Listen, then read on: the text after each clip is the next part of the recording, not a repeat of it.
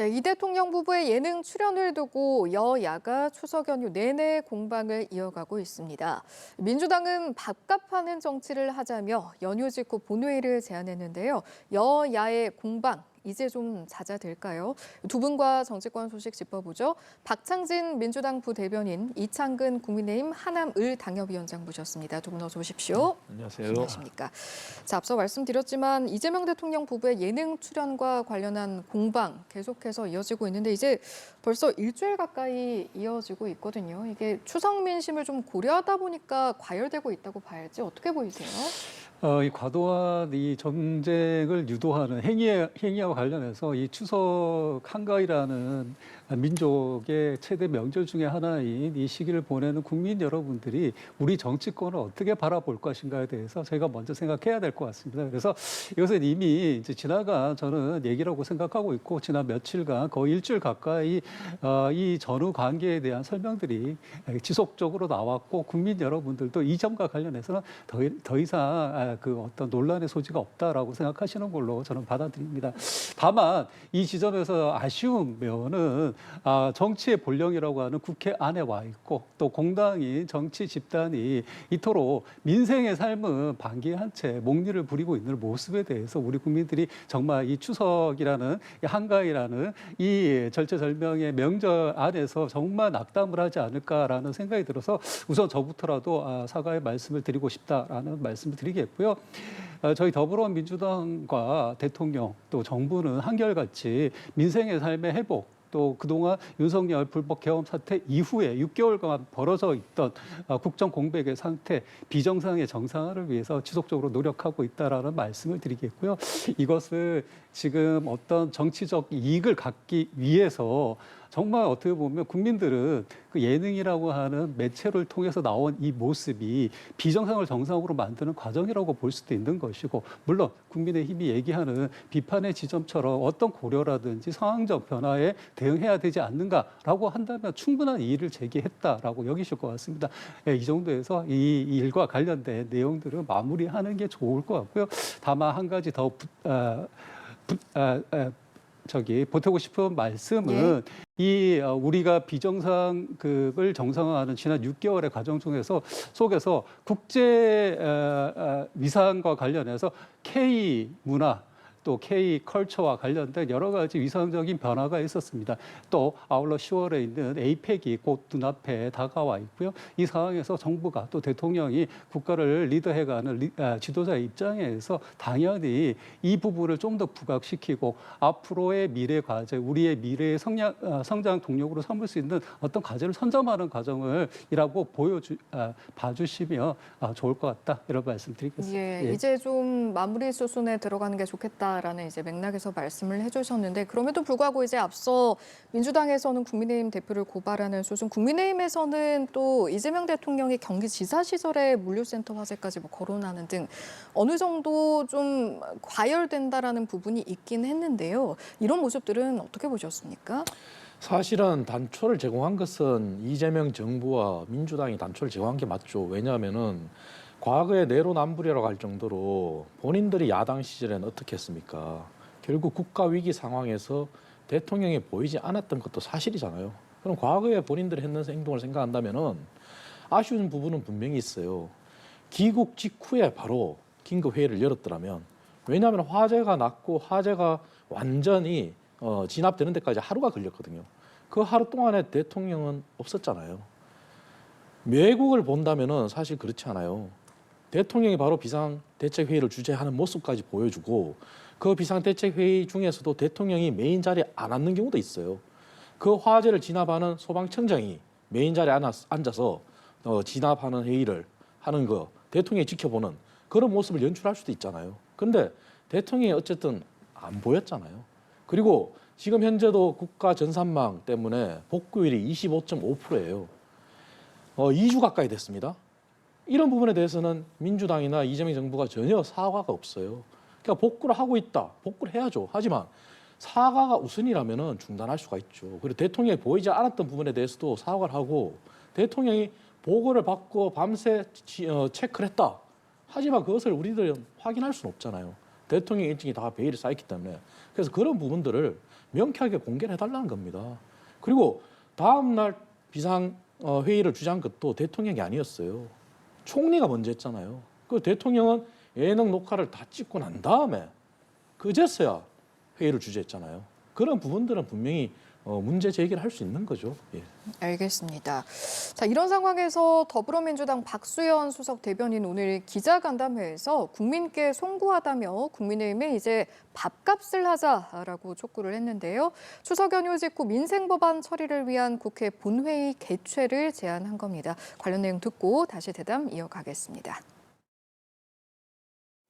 이제 며칠 연휴 동안 정치가 좀 푹 쉬었으니까 이제 밥값 좀 하는 그런 정치를 합시다라고 제안 드립니다. 연휴 직후에 바로 본회의를 열어서 국민이 애타게 기다리고 계신 70여 개의 비쟁점 민생 법안부터 처리하도록 합시다. 오늘과 내일 중으로 원내 지도부 소통을 통해서 10월 10일 혹은 10월 15일쯤 어딘가에 본회의 개최에 합의하기를 촉구합니다. 네, 통상 국감 중에는 본회의를 열지 않는데 이제 시급한 법안을 처리하기 위해서 예외를 좀 두자 뭐 이런 건데요. 앞서 부대변인께서는 민생에 좀 집중했으면 좋겠다라는 말씀도 하셨으니까요. 긍정적인 생각이실까요? 전에 말씀드린 것처럼 지금 12.3 불법 계엄령 이후에 국정 공백 사태가 오랫동안 지속됐고 그 후가로 지금 국정 혼란이 지속되고 있다라는 생각이 듭니다. 그래서 이 점에서 우리가 민생의 문제에 좀 더 집중해야 된다는 의견에 동의를 하고 있고요. 대통령께서 얼마 전에 SNS 메시지를 통해서 이렇게 말씀하셨습니다. 간과 쓸개를 다 내어주고 어떤 손가락질을 받더라도 국민의 삶에 한 줌이라도 내가 보탬이 된다면 그 길을 꿋꿋하게 걸어 나가겠다라는 취지의 말씀을 하셨는데요. 마찬가지입니다. 저희 더불어민주당도 이재명 정부의 성공이 곧 대한민국의 성공인 것이고 우리의 민생의 삶, 국민들의 삶을 더 나은 방향으로 이끌어가는 거라고 생각하기 때문에 여기에 동조를 하고 있고요. 다만 계속해서 과거를 해결시키는 방식, 너희는 잘한 게 뭐가 있느냐라는 식의 얘기를 국민의힘 측에서 계속하면서 이번 그 자원센터 화재 같은 경우에도 얘기를 하고 있는데 그렇게 얘기를 한다 그러면 계속해서 저희도 그러면 지난 이태원 참사 때 윤석열 전 대통령의 태도는 어땠는가 이렇게 물을 수밖에 없는 거고 불법 계엄령 이후에 당신들은 어떤 태세를 갖췄고 그동안 민심의 동요를 막기 위해서 혹은 국가 분란을 조장하지 않기 위해서 이걸 방지하기 위해서 어떤 행동을 했는가라고 되물을 수밖에 없습니다. 이런 식의 논쟁은 우리 국민들에게 피로감만 더해줄 뿐이고 국민의 힘에게도 도움이 되는 바가 하나도 없다라고 생각합니다. 제가 구체적인 수치는 얘기하지 않겠지만 추석을 전후로 나왔던 여론조사를 보자면 이것이 준엄한 민심의 심판이다라는 것을 국민의힘이 명심을 하시고 이제부터 이번 회기 안에 곧 뭐 지금 10월 달부터 국감도 시작되고 하는데요. 민생 법안이 70여 개가 이번에 상정될 예정인데 적극 협조해서 국민의 삶을 좀 더 나은 방향으로 이끄는데 협조했으면 좋겠다. 이런 말씀 드리겠습니다. 국민의힘의 협조를 좀 요한다라고 말씀해 주셨는데 국민의힘 입장은 어떤 겁니까? 국민의힘의 협조를 먼저 구하려고 했으면은 민주당이 그간에 비쟁점 법안을 먼저 처리를 했어야죠. 하지만 어떻게 했습니까? 민주당이 국회의 다수당이라는 그런 이유로 비쟁점 법안은 뒤로 하고 민주당이 밀어붙이기식으로 노랑봉투법부터 더 센 쌍법 그리고 정부조직법 모든 것을 일방적으로 다 통과시켰잖아요. 그리고 정청래 대표의 추석 전 추석 밥상에 올리겠다는 이유만으로 검찰 개혁과 관련해서도 밀어붙였잖아요. 이러한 자세를 다시 안 하겠다는 그런 약속이 먼저 돼야 되지 않을까요? 저는 그렇게 봅니다. 하지만 그런 것이 없이 언제든지 밀어붙이면 민주당이 다 할 수 있다. 이런 자세로 가는 한 어떻게 이게 타협이 되겠습니까? 그게 정치가 실종됐다는 거죠. 그래서 민주당이 정말 민생을 생각한다면 그 전에 이렇게 밀어붙이기식으로 법안을 일방적으로 통과시킨 이 부분에 대해서 사과가 먼저 있어야죠. 그리고 난 다음에 비쟁점 법안에 대해서 머리를 맞댈 수 있는 거예요. 하지만 언제든지 우리는 너희들이 동의 안 하면 우리 마음대로 통과시킬 거야. 이런 자세를 가지는 것은 적절하지 않죠. 그리고 본회의도 마찬가지입니다. 국정감사가 13일부터 시작이에요. 그렇다면 물리적으로 본회의를 열 수 있는 날이 10일밖에 없어요. 15일도 주장하지만 사실 국정감사 중에는 의원들이 정신이 없어요. 이러한 부분들은 오히려 민주당이 물타기라고 상황을 벗어나기 위한 꼼수 아닌가 이런 생각까지 들어요. 그래서 민주당이 정말 비쟁점 법안, 민생 법안 처리하고 싶다면 앞으로는 절대 일방적인 법안 통과가 없다. 이것을 먼저 선언해야 된다고 저는 생각합니다. 지금 이제 일방적인 법안 처리에 대해서 말씀을 해주셨는데 사실은 여기에 대해서 국민의힘에서는 모든 법안 필리버스터로 맞대응하겠다라고 벼르고 있는 상황 아니겠습니까? 이제 이게 좀 전개가 된다라고 했을 때 69박 70일 필리버스터까지 고려한다, 현실화할 가능성도 있다고 보면 되는 겁니까? 뭐 정치적인 그러한 발언이라고 저는 생각을 합니다. 예. 물론 제가 원내 인사는 아니지만 69박 70일이라는 거는 사실 국민들 삶에도 피해를 주는 거죠. 물론 말씀드린 대로 국정감사 중에는 본회의가 열리기가 쉽진 않아요. 그럼 국정감사 끝난 다음에는 본격적으로 상임위가 열리고 법안을 심의하고 그리고 예산도 심의를 해야 돼요. 69박 70일이면 정기국회 끝날 때까지도 제대로 될 수가 없어요. 그래서 저희가 그간에 필리버스터를 한 거는 정말 민주당이 일방적으로 밀어붙인 방송사업법 등등의 검찰개혁 관련 등등의 그러한 법안에 대해서 필리버스터를 한 거지 비쟁점 법안에 관해서 저희들이 필리버스터를 할 이유는 없잖아요. 다만 그러한 저희들이 정치적인 그러한 공세를 하는 것은 말씀드린 대로 민주당이 일방적으로 밀어붙이는 입법 독주의 그런 자세를 버려달라는 그런 차원이 강합니다. 그래서 정말 민생을 원한다면 집권 여당답게 대통령도 그러셨잖아요. 민주당이 가진 자답게 좀 너그럽게 하라고. 그렇다면 국회가 왜 정쟁을 하겠습니까? 과거에 첫 사례가 있었잖아요. 저희가 처음부터 정쟁을 한 건 아니잖아요. 처음 상법 통과할 때는 저희가 대승적으로 결단해서 합의를 해서 통과를 시켰어요. 그런데 그러한 과거 경험을 무시하고 더 생상법을 그냥 밀어붙였잖아요. 그래서 민주당의 자세가 먼저 바뀌어야 된다. 이런 말씀 드립니다. 예, 민생을 원한다면 민주당의 자세부터 바뀌어야 한다. 어떤 말씀하시죠? 뭐 당연한 말씀입니다. 저희는 자세를 바꿔서 지금 제안을 드리고 있는 것이고요. 이 과정에서 아쉬운 것은 국민의힘이 이렇게 말은 정말 일사천리로 말씀을 하고 있지만 하시는 행동은 장애 집회를 통해서 여전히 내란에 동조하고 있고 일부 아스팔트 극우 세력에게 동조하고 있는 듯한 그런 모습을 보여주고 있기 때문에 그것이 더 문제다라는 말씀을 드리겠고요. 그 선출 권력이라는 것이 어떻습니까? 저희가 선거를 할 때 국민들에게 정말 저에게 한 표를 주시면 여러분을 위해서 봉사하겠다라고 얘기를 하고 나오는 것이 그렇게 해서 선출되는 것이 선출 권력, 정치인 아니겠습니까? 그 국회 안에 들어와서 지금 하시는 행동이 과연 국민의 삶을 위해서 대승적으로 또 국가의 운명을 눈앞에 두고 하는 행동인 건지 아니면 본인들이 지금 이 내란 사태 이후에 벌어지고 있는 각종 범죄 혐의나 심지어는 정당 해산의 혐의까지 두고 있는 여러 사례들이 생기다 보니 이것을 국민의 삶을 발목 잡아서 이렇게 회피하려는 방식 또 그 주제를 보일령을 희석하려는 방식으로 사용하는 것이 아닌가라는 의심이 더 크다. 그래서 국회 안으로 들어오시라. 그래서 건전하게 본회의장에서 서로 토론하고 필리버스터에 관련돼서 여러 문제가 있다 그러면 이 제도도 좀 바꾸자고 서로 논의해보자. 저희는 그렇게 제안 드립니다. 예, 알겠습니다. 자, 국감 이야기도 좀 해보도록 하겠습니다. 이재명 정부에 대한 첫 국정감사, 이제 추석 연휴가 끝나고 13일에 시작이 되는데 사실은 이제 일각에서 우려의 시선을 보는 것은 윤석열, 김건희 국감, 조희대 국감 좀 치우치는 부분이 있겠지 않느냐 이런 시선이거든요. 여기에 대해서 어떤 의견 가지고 계세요? 민주당이 그렇게 하고 싶겠죠. 그리고 말씀드린 것처럼 내란과 관련해서 그리고 비상계엄과 관련해서 저희는 단 한 번도 잘했다고 한 적이 없습니다. 잘못했다고 인정을 했고요. 저희가 장애 집회라고 지적하는 부분은 민주당의 입법 독주, 헌법을 무시하는 위헌적인 사법개혁 이런 부분에 대해서 지적을 하는 거거든요. 하지만 내란은 이미 재판 중이에요. 그런데 민주당이 이번 국감도 그렇게 몰아가고 싶겠죠. 그래서 저희 국민의힘을 자꾸 내란 정당이라고 하는데 저희 당에는 다양한 구성원들이 있어요. 물론 윤석열 전 대통령 후보에 대해서 동조를 하고 옹호하는 세력도 있지만 과감하게 비판을 하고 건전한 목소리를 낸 세력도 있어요. 그런데 어떻게 저희가 일반의 오류를 보면서 국민의힘이 내란 정당이 될 수 있습니까? 그런 시각을 가지고 있기 때문에 이번 국감도 아마 민주당은 내란 국감으로 그렇게 몰고 갈 거예요. 앞에서는 민생을 얘기하고 뒤에서는 내란을 얘기한다? 맞지가 않죠. 그래서 정말 국정감사는 물론 이재명 정부의 지금 국정감사입니다. 그렇다면 이번 국정감사는 지난 1년을 되돌아봤을 때 윤석열 대통령이 재임했을 때 당시의 업무도 있고 이재명 대통령이 재임한 4개월에서 5개월 가까운 업무도 같이 포함이 돼요. 그렇다면 정말 민생을 위해서 민주당도 잘못된 것은 과감하게 잘못됐다고 인정을 해야 되고 자, 앞으로 잘하기 위해서 민생 국감이 돼야 되겠죠.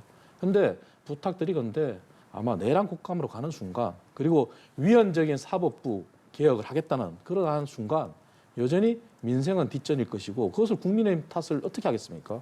저희는 분명히 잘못된 부분은 잘못됐다고 인정을 하고 잘못한 부분은 또 잘못했다고 지적을 할 겁니다. 그래서 정말 민생 국감이 됐으면 좋겠어요. 예, 일각에 좀 우려 섞인 시선에 비춰볼 때 부대변인께서는 이번 국감 좀 어떤 방향성을 가지고 나아가야 한다고 보시는지요? 뭐 지금 대변인님께서 말씀하신 대로 정말 민생의 삶, 국가의 바른 방향성을 위해서 이렇게 국감에 임하겠다고 하시는 말씀에 동의를 하고요. 저희 또한 마찬가지입니다. 정부를 견제하고 또 정부가 잘못된 방향으로 갈 때 그것을 또 지적할 수 있는 그런 이제 유일한 이 장이 국감장 아니겠습니까? 거기서 저희도 저희의 역할을 반드시 올곧게 해내겠다라는 말씀을 드리겠고요. 다만 내란 청산을 방해하는 행위를 하거나 개혁에 방해를 하거나 민생에 방해하는 이런 국민 민폐적인 행동을 할 때는 절대 그것을 간과하지 않겠다라는 말씀을 덧붙이겠고요. 이 말씀을 드리는 이유는 이겁니다. 결국에서 지금 대변인께서 말씀하신 것처럼 이제 10월이라고 하면 약 3개월 정도 이재명 정부가 있었는데 그동안 국정 공백 또 윤석열 불법 내란 사태 이후에 벌어졌던 윤석열 정부의 과오로 인해서 벌어졌던 시간들이 훨씬 더 많기 때문에 이것과 관련해서 저희가 정확하게 진단하고 시스템을 새로 만들어야 된다. 개선해야 된다. 이것이 우리 국민들이 외치고 있는 사회개혁, 사법개혁, 검찰개혁 이런 과제와 맞닿아 있다고 저는 생각합니다. 그래서 아까도 말씀드린 것처럼 국민들이 부여한 정치 권력을 저희는 선용할 수 있는 방향으로 최선의 노력을 다하겠다 이렇게 말씀드리겠습니다. 네, 알겠습니다. 실제로 국감에서 어떤 모습이 펼쳐질지는 또 이제 조만간 확인할 수 있을 것 같고요. 각 정당 어떤 부분에 좀 집중하고 있는지를 보면 일단 국민의힘이 좀 팀을 좀 꾸려서 주요 현안에 신속하게 대응하겠다 이런 입장인데 보니까 민주당 출신 시의원의 종교단체 경선 동원 의혹을 다룰 TF도 출범을 하겠다. 나아가서는 검찰 수사 의뢰까지 검토를 하고 있다고요. 그렇습니다. 민주당이 똑같은 잣대로 들이댄다면은 이것은 굉장히 심각한 사안이에요. 왜냐하면 민주당이 통일교 관련해서 저희 당을 어떻게 비난했습니까? 마치 국민의힘 전체가 조직적으로 비상식적으로 통일교 교인들을 당원에 가입시켰다 이렇게 몰아가고 있잖아요.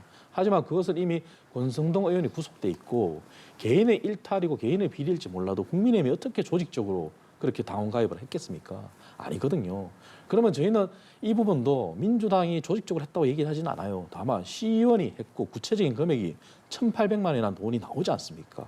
그리고 현직 총리가 연결이 되어 있어요.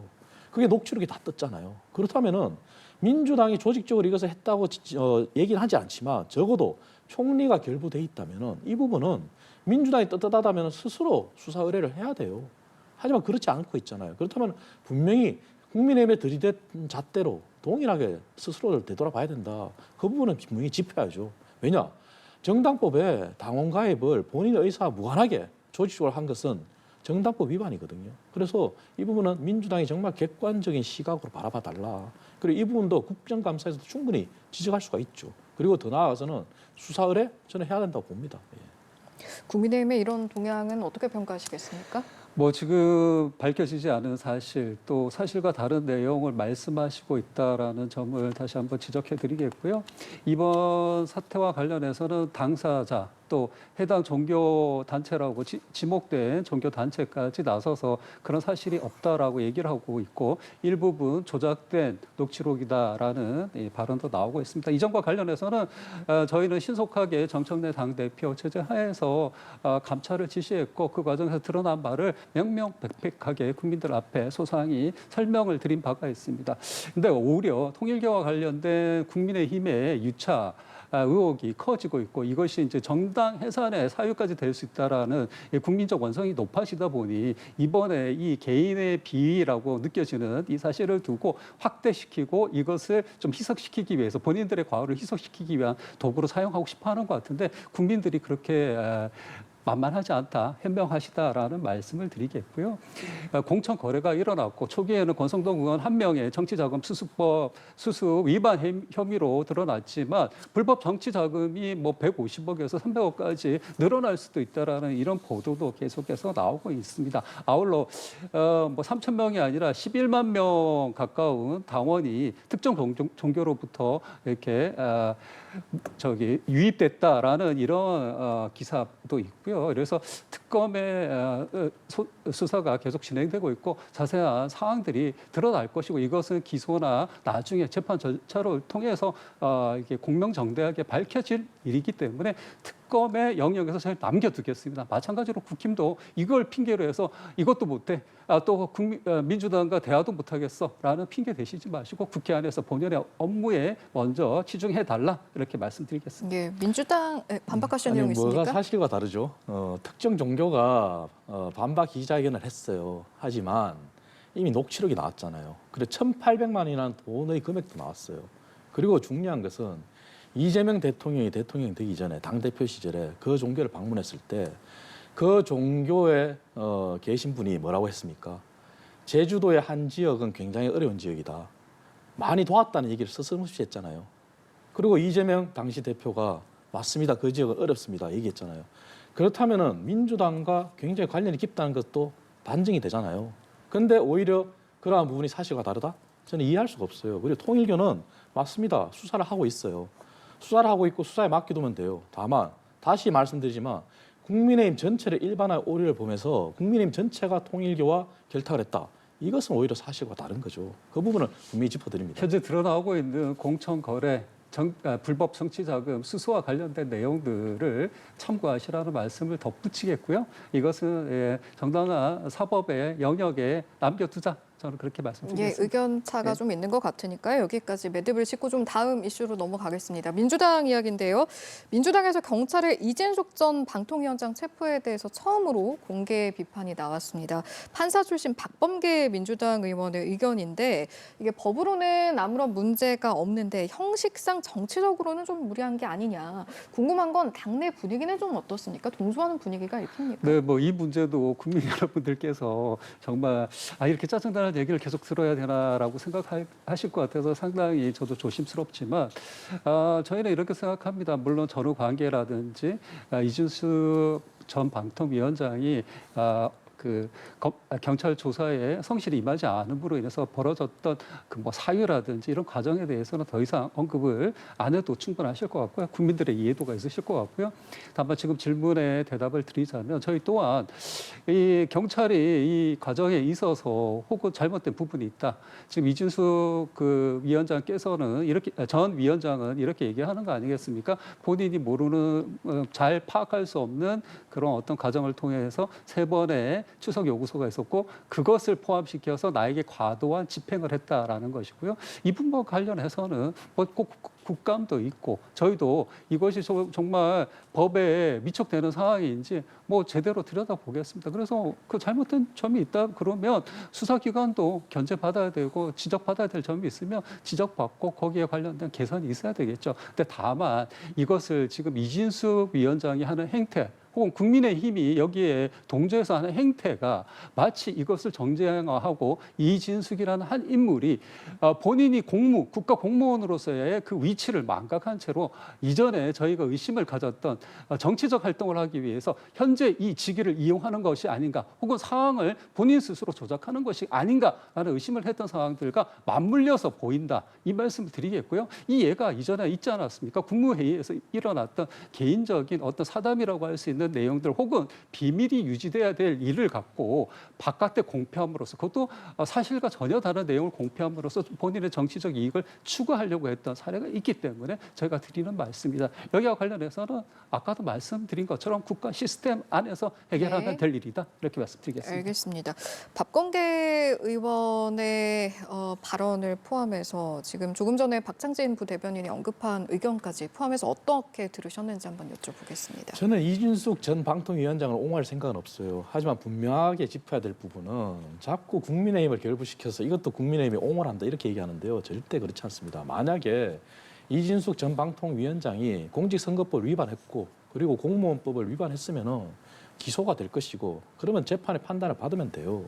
중요한 것은 체포 적부심이 인용이 됐잖아요. 그 얘기는 무리한 체포라는 것은 이미 증명이 된 거예요. 그런데 그러한 부분에 대해서 민주당이 계속 반성이나 잘못됐다는 걸 지적하지 않고 계속 옹호를 한다면은 앞으로 검찰 해체 이후에 모든 수사 권한이 행안부 산하의 기관들로 다 집중이 돼요. 어떻게 하시겠습니까? 그리고 아직까지 보안 수사권에 대해서도 매듭을 짓지 않고 있어요. 그렇다면은 경찰이 행여나 다른 또 다른 수사기관이 일반 시민들한테는 어떻게 하겠습니까? 이진숙이라는 공인한테도 이렇게까지 했는데 일반 시민들한테 민주당이 그렇게 주장하는 인권을 무시한 그런 행태를 보인다면 그때 가서 어떻게 하시겠습니까? 그렇기 때문에 잘못된 무리한 체포라는 것은 법원의 판단을 존중해야 되고 법원의 판단을 내렸습니다. 거기에 대해서는 인정을 해야죠. 그리고 나머지 부분은 재판에서 이진숙 전 방통위원장이 다투면 되는 거예요. 저는 그렇게 정리를 하겠습니다. 예, 알겠습니다. 두 분의 의견 들어봤고요. 다양한 정치권 소식들 함께 짚어봤습니다. 오늘 이 시간 박창진 민주당 부대변인, 이창근 국민의힘 하나물 당협위원장 두 분과 함께했습니다. 잘 들었습니다. 감사합니다.